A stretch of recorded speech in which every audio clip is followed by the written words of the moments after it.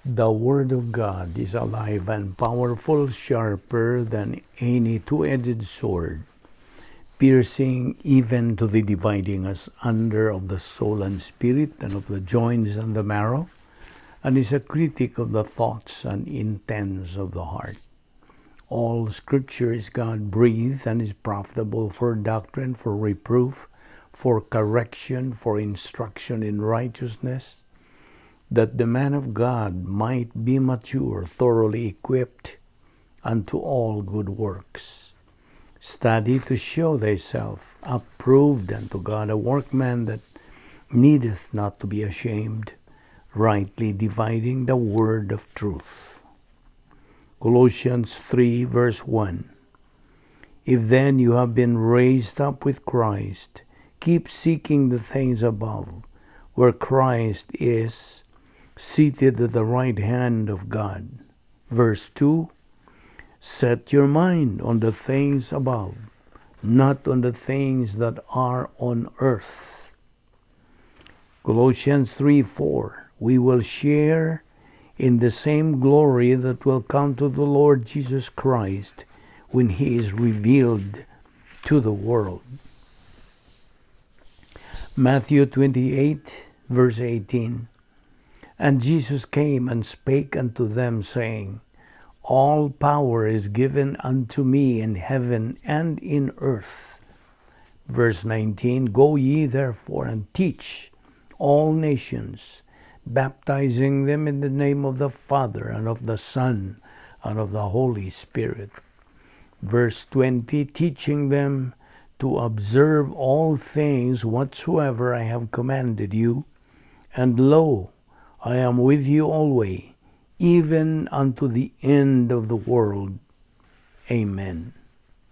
Mark 1:15, and saying, the time is fulfilled, and the kingdom of God is at hand.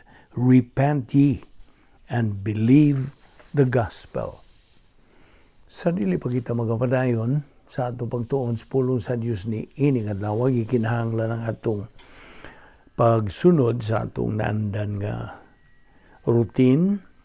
Sa dili pa kita magasugod sa pagtuon sa pulong sa Dios, gikinahanglan nga atong limpyuhan ang atong kalag.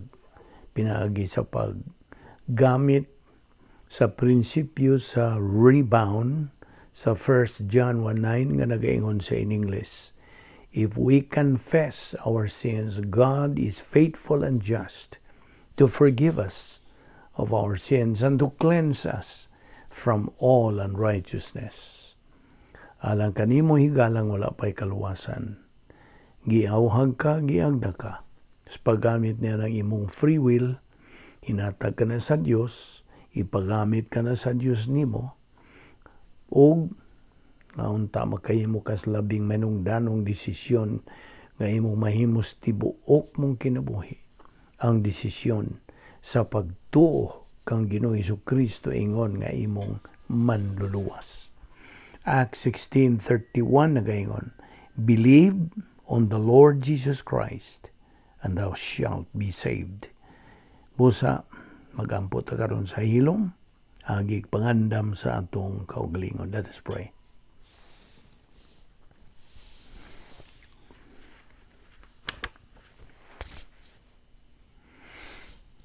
Magampot, Amahan namong langit no, nagapasalamat kami kanimo, nining lain no sa mga adlaw nga imong gipadangat kanamo nga buhi pa kami sa among lawas, aron kami makapadayon sa among tahas ug katungdanan nga magapatubo sa among kalag, pinaagi sa pagtuon sa imong balang pulong. Salamat o Diyos nining kaygayunan nga imong gitagana alang kanamo. Lamdagi kami, pasabta pa kami, patinawi pa kami sa imong kamaturan. Pinagis pagtudlo ka namo sa balaang Espiritu Santo nga maulay bugtong magtutudlos kamaturan. Salamat, inihigayuna, nining among Bible study through the YouTube ubo sa Vic Balbido Evangelistic Ministry. Kining tanan among ipasalamatan sa ngalan ni Ginoong Hesukristo. Amen. Maayong adlaw sa tanan nato nga mga subscribers. How are you today? Atong mga igsuon diha ni Kristo, fellow believers, atong mga higala nga nagasunod na nining atong ministry. So giabi-abi kamong tanan. Padayon kita sa atong pagtuon bahin niining tun-anan nga giuluhan og the Doctrine of Soteriology. Ang pagtulunan o doktrina bahin sa kaluwasan. Ang panunas tanan. So di pa kita padayon sa atong nabiyaan nga hilisgutan kagahapon. Ani ay punto nga kung dadon diha kanimo bahin niining pagpangandam natos di pa kita magasugod sa pagtuon sa pulong sa Dios. Ang pagpangandam sa atong kalag pinagi sa paggamit, di pa lang dugay atong gigamit kana. Ang paggamit sa prinsipyo sa 1 Juan 1:9. Ginganlan ni sa in English og rebound technique. Rebound, pagpauntol bagikan sa gawas balik na pud sa sod. Og of course kanang pulong nga rebound that is true to kanang paugnats kusog nga basketball. Ug kamong makamawang muduwa, yan ang basketball na ibaw na mo unsa ning rebound. Okay? So ginganlan nato ni og doctrinal terminology nga rebound or recovery technique. Recovery nga kita mapasiuli, hiuli na usab kita sa atong pakigambitay sa Dios. Kay sa diha nga magatinir tag mga sala sa atong kalag, then maputol ang atong pakigambitay sa Dios. Although luwas kita, dili man tabiyaan sa Espiritu Santo apan dili siya makalihok sa iyang ministry sa diha nga dili nato isugid ang mga salang nahimo nato. Yan ang adlaw. So mao naman ang atong routine. In fact, it is our standard operating procedure nga dili kita makasabot sa pulong sa Dios kung dili kita mogamit nining rebound technique nga malimpyuhan kita sa atong nga sala. So karon aniya na kita sa atong kanang pag hatag kanimo og dugang kalamdag bahin niining rebound technique. Now, unas tanan, sa dihang ang magtutuo musugid sa iyang sala. Okay? Sala ba sa hunahuna, sala ba sa dila, sala ba sa buhat. Ang hustisya sa Dios gawas nun na sa pagpasaylo niya ng maong sala. The justice of God is free to forgive that sin. Tungod kay ang hustisya sa Dios natagbaw naman didto pagani, didto cross nga nahitabo ang kaluwasan. Gibuhat ni Ginoong Kristo ang tulumanon niya sa pagluwas kanatong mga katawhan. So the justice of God was satisfied, natagbaw didto sa cross. Hinumdumi what the righteousness of God demands, the justice of God executes. Mao nay prinsipyo. Hinumdumi ha. Kung unsa man ang kanang pangayoon sa o panginahanglan sa pagkamatarong sa Dios, ang hustisya sa Dios mao'y mutuman. Kasabot ka ba? Mao nay prinsipyo diha. Busa, ang sala dili na isyu bahin sa kaluwasan tungod kay ang hustisya sa Dios natagbaw naman, has already been satisfied. Ang magtotoo simply acknowledges his sins. Iyang ang kunon nga nabuhat ka na niyang maong sala. That's it. Iya lang yung ang kunon. He acknowledges his sins directly to God the Father o ang Diyos. Mupasaylo. Yan ang maong nga sala. Kita ni mo? So this is a private matter between the believer and God. Therefore, ang pag-antos dili kanang it's not bad for a believer. In fact, the believer instead should consider suffering as a friend. Higala nato, dili ni nato kaaway. Kunay mga pag-antos nga moabot sa atong kinabuhi. Again, why? Baka nga no?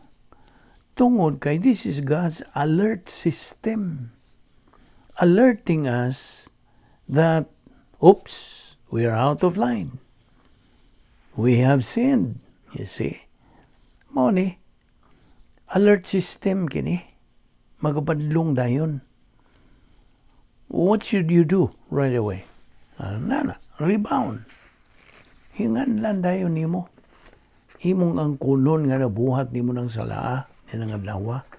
Ug ang Dios makatarunganon. Ug makiangayon siya nga mopasaylo niya ng maong mga sala.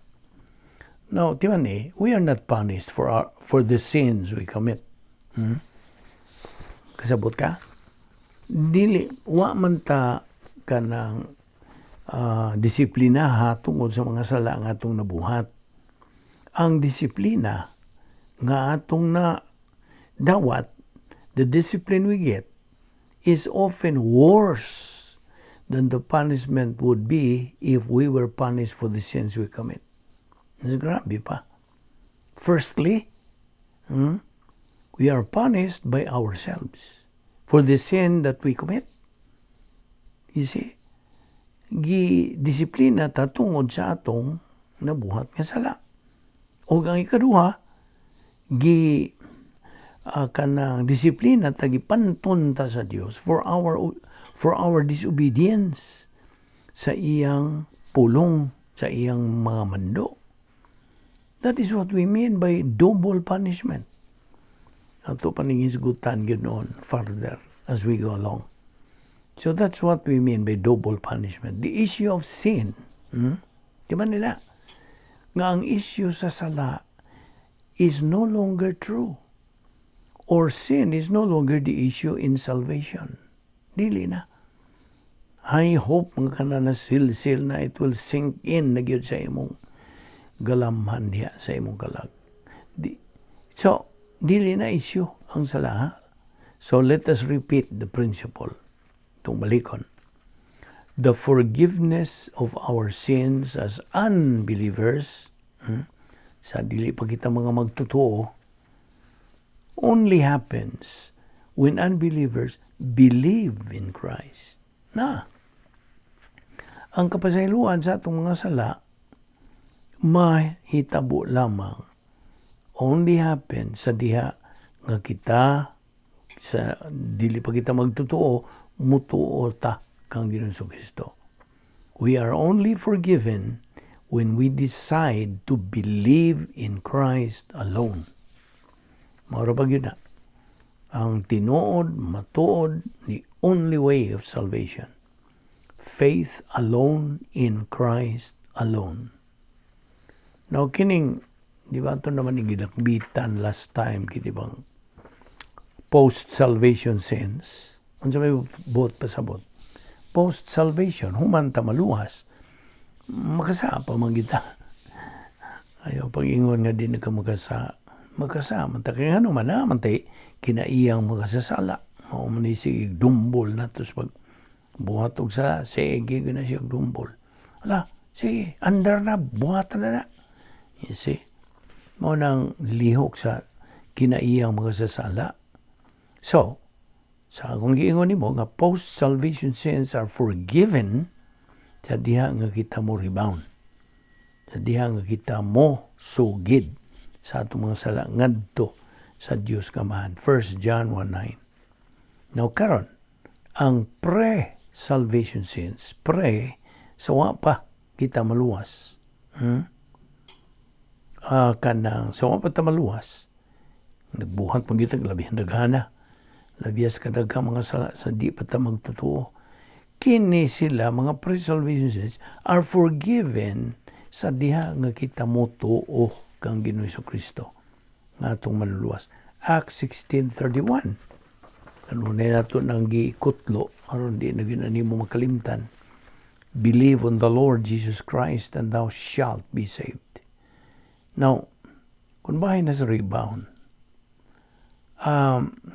ang magtutuo, igo rin siyang mo hingalan, na sa in English, giingon ni, the believer simply cites, acknowledges, enumerates, admits his personal sins to God the Father. O ang Diyos mo pasaylo kanila. Mo pasaylo kanimo. Ni adtong mo nga sala nga imong gi sugid. We only confess to God the Father at na, and not to any human being. Underline that. Kaya di man mahimong kumpisal kag tao. Dili. Wa na sa Biblia. Wa na matunong sa paagi sa Dios.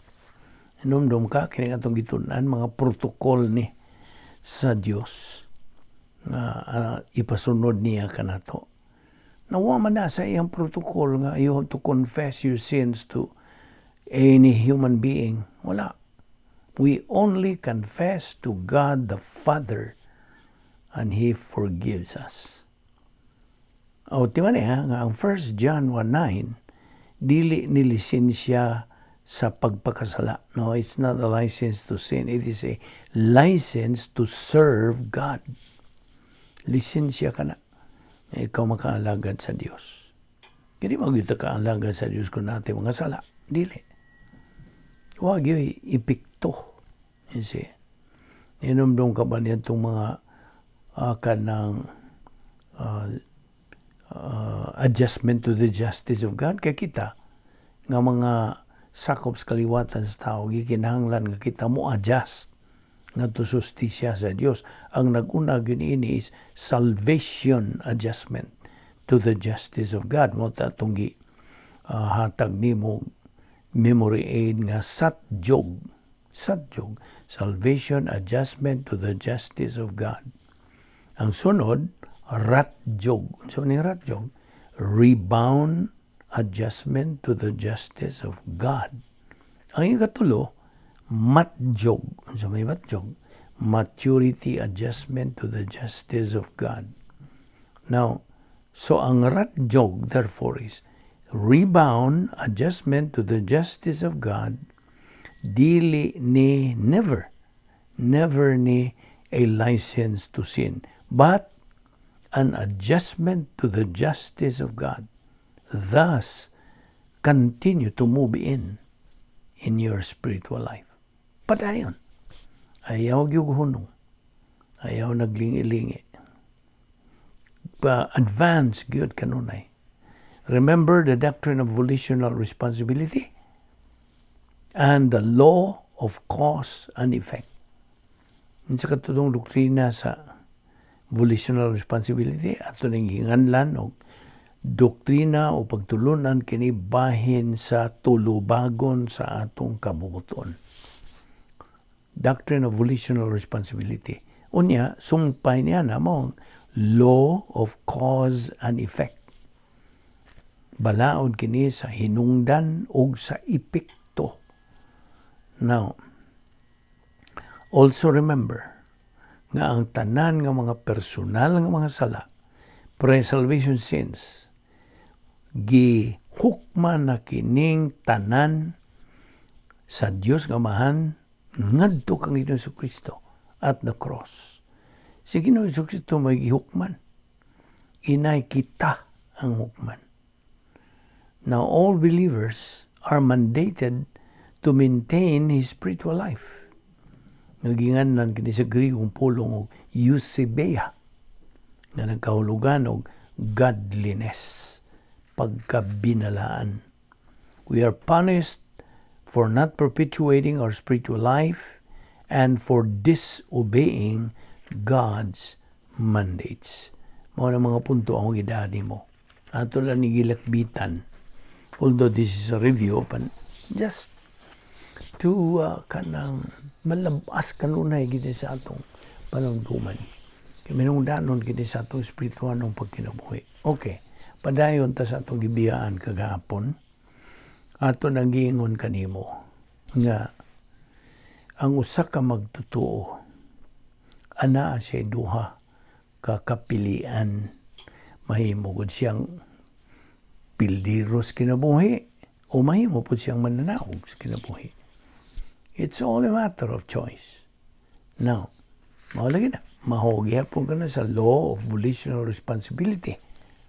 Now, ang usa ka magtotoo nga negatibo, buot pasabot, sa in English ato ning describe, he is negative, he is recalcitrant, unsa pa, wa siya gana, wa siya gugma, wa siya kainit, wa siya kanang ikagahin nga panahon sa pagtuon sa pulong sa Dios. He has no Bible doctrine therefore. Kaya wa man siya gana, natural. Unsa mang doktrina nga naa siyang una-una, tawhanon ra gyud. Okay? Huwag kapuslanan ka na siyang espirituhan ng pagkinabuhi. So, a believer who has no Bible doctrine cannot handle any difficulty or hardship in life. Much more adversity. Dili. He is always kahit tungod siyang pagka-negatibo lagi, produkto rin siya sa iyang desisyon nga negatibo. Okay? So, wag yun siya ay katakos sa pagatubang o bisa kung siyang suliran sa kinabuhi. Dahil mo nagiingon sa English, he easily throws in the towel. You see? Meaning surrender na yun. Mawita ng iyang famous cliche. Popular kayong cliche nga. Why did God let this happen to me? Now, since kanang maong negatibo nga magtutuo may doktrina, he will always throw in the towel or give up when confronted by disasters in life. He is a product of his decision. Hinumdumi. Katong na po ka mga kanang solusyon, inunta napulo ka mga paagis pag sulbad sa mga suliran, gisangkap kini sa Dios kanato, mga magtotoo.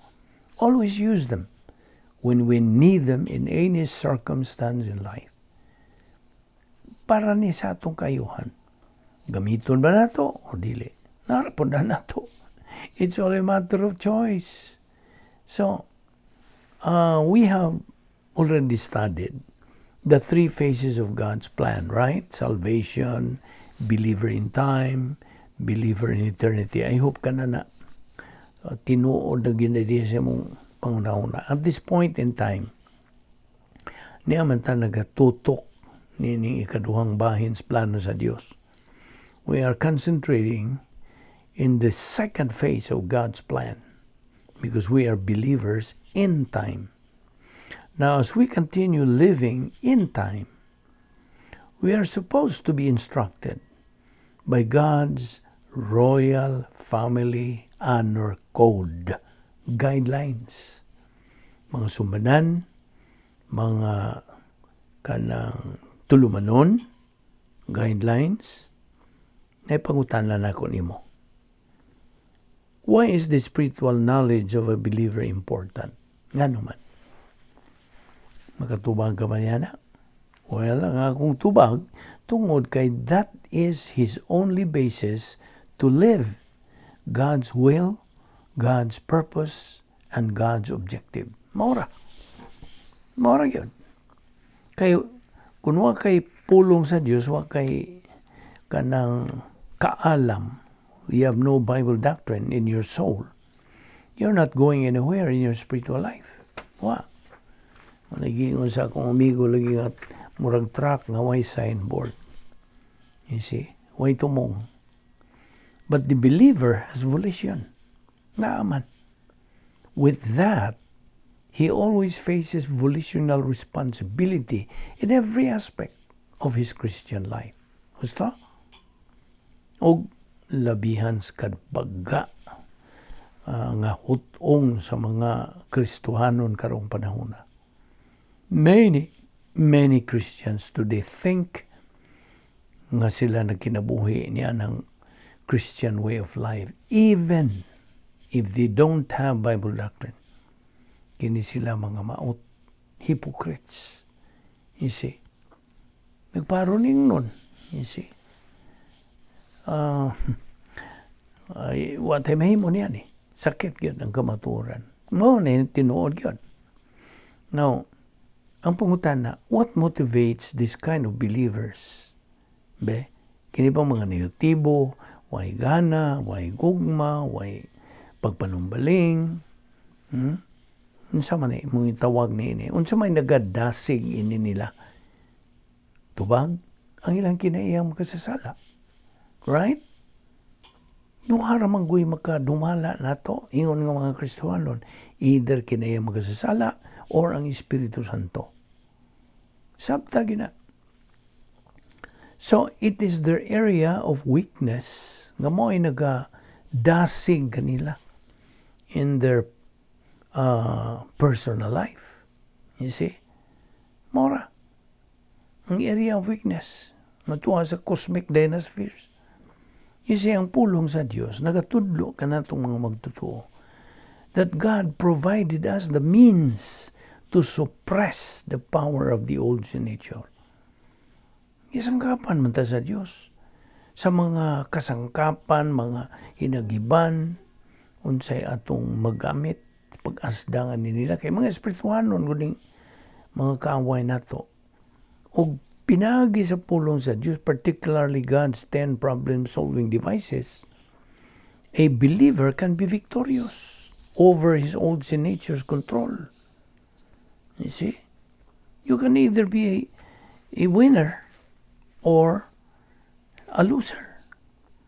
Inumdumig itong formula nga paagi nga kita magatubo yun sa atong kalag. Knowledge of Bible doctrine plus faith equals spiritual power. Nga imong kaalam, na imong naangkon, gumikan sa imong mainiton, masigihon, malahutayon, pagtuon sa pulong sa Dios. So you have knowledge. Vitamin K, mo nag-iingon sa akong pastor nga higala. Vitamin K, knowledge of Bible doctrine. Dugangan pagkanas pagtuo. Nuntan ka na siyang pagtuo, unsay resulta, espirituhanong gahom. Naka-spiritual power. That's the reason why it is essential to learn Bible doctrine, God's 10 problem-solving devices. So, gamit na. Paggamit niya ng unang problem-solving devices, which is unsa may nag-unagyod, rebound. 1 John 1:9. If we confess our sins, God is faithful and just to forgive us our sins and to cleanse us from all unrighteousness. Then, human sa imong pag-rebound, keep moving in your spiritual life. Ayaw hunong. Ayaw undang. Padayon sa pagsibog nga to sa unahan. Abante. Dili kay atras. So keep moving in your spiritual life. Hinumdumi. Kadtong definition sa Christian way of life, it is a supernatural way of life, and as such, it requires and demands a supernatural way of execution. Kaya ang negatibong magtotoo will tend to doubt his salvation. May puruhan na ba yun? Nga magaduda na siya, magduduha na sa iyang bahin siyang kaluwasan. Magduduha ba siya? Luwas ba ka ako? You see? Nga namang nagduha-duha naman siya. Tungod kay negatibo, maliya siya sa pagtuon sa pulong sa Diyos. Tingali, kaniyan to, mainiton pa siya. Pagkaroon na usob naman ang iyang pagtagad sa pulong sa Diyos. Nainumdong ka was tulo ka pagtagad nga sa pulong sa Diyos. There are 3 attitudes. The first is cold. The second is lukewarm. The third is boiling hot. Na mo ni buot sa Diyos. nga imong batunan. Nato nga mga magtotoo, batunan nato ka ng pagka mainiton gyud, nagbukal-bukal, sana sukaw-suka, di so boiling hot. Nagbukal-bukal ang atong pagtagad tungod sa kainit nato, atong pagtagad ngadto sa pagtuon sa pulong sa Dios. Mao na hibuot sa Dios.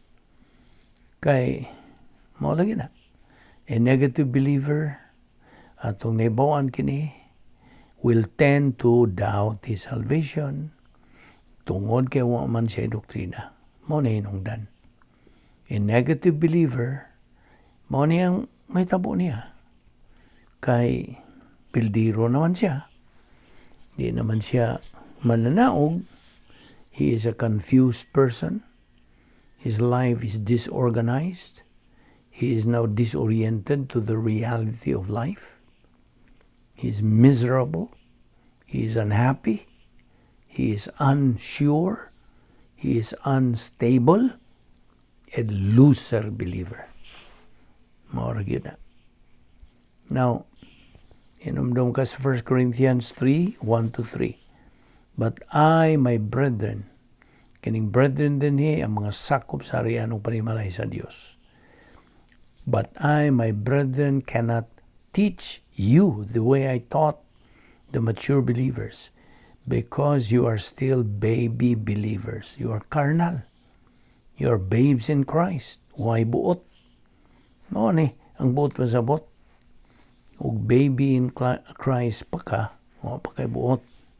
Ang pasabot nga wa pay buot, dili pagod hamtong ang iyang kanang panimuot, you see.